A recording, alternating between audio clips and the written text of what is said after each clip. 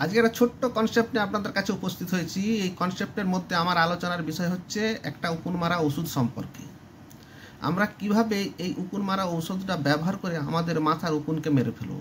কারণ উকুন হচ্ছে শিশু থেকে বৃদ্ধ পর্যন্ত সকলেরই মাথায় দেখা যায়, কিন্তু এই উকুন হচ্ছে একটা প্যারাসাইট।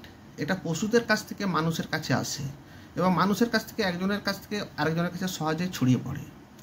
আজকে জানাবো যে উকুন মারা ওষুধ সম্পর্কে। সেই উকুন মারা ওষুধের নাম হচ্ছে পারমিথ্রিন।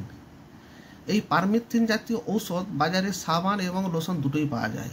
আজকে আলোচনা করব এই সাবান সম্পর্কে। আমরা কিভাবে এই পারমিথ্রিন সোপটা ব্যবহার করব উকুন মারার জন্য।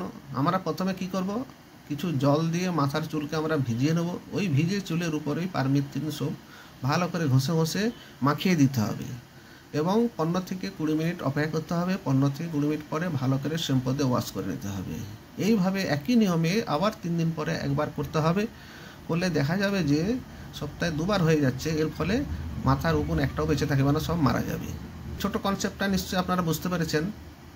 আর এই কনসেপ্টটা খুবই গুরুত্বপূর্ণ। প্রায় বাড়িতে বাড়িতে এই ধরনের সমস্যা হয়ে থাকে। তাই আপনাদের কাছে অনুরোধ, বেশি বেশি করে ভিডিওটা একটু শেয়ার করুন, যাতে এই উকুনের হাত থেকে সাধারণ মানুষ একটু রক্ষা পায়।